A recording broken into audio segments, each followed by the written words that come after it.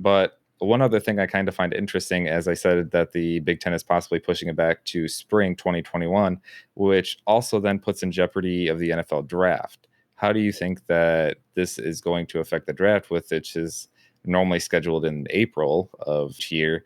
Do you think that players could then not be eligible for the draft? Do you think the NFL could possibly move the draft back a couple months? But then again, that puts even more stress on like when the combine is, when pro day, like there's a Right. lot of questions. How do you think the NFL and both the NCAA could combat that issue?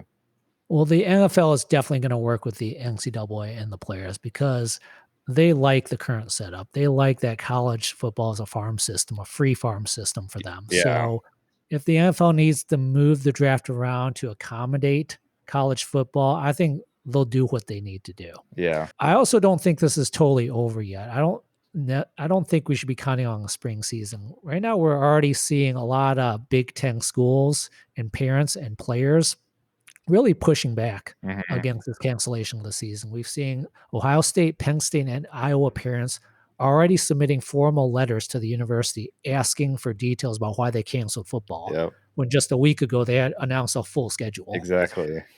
Just today, I saw that Justin Fields is starting a petition. He's the Ohio State starting quarterback, starting a petition to restart the season.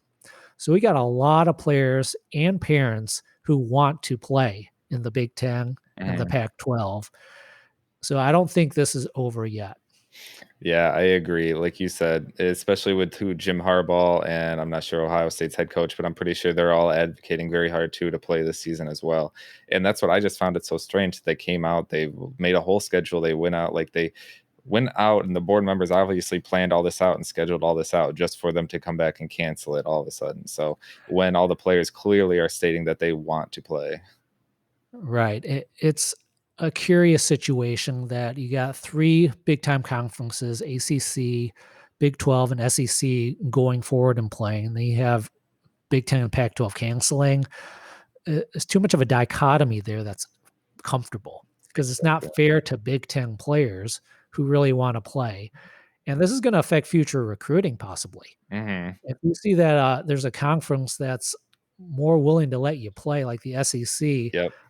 if I'm a big time player, I'm going to the SEC. I'm not going to take my chances with the Big Ten, who's scared to play football if there's any kind of risk at all. Yep. That's a great point that I never even thought of too. Because yeah, the SEC is pretty much bound determined to play football this fall more than any other conference or league.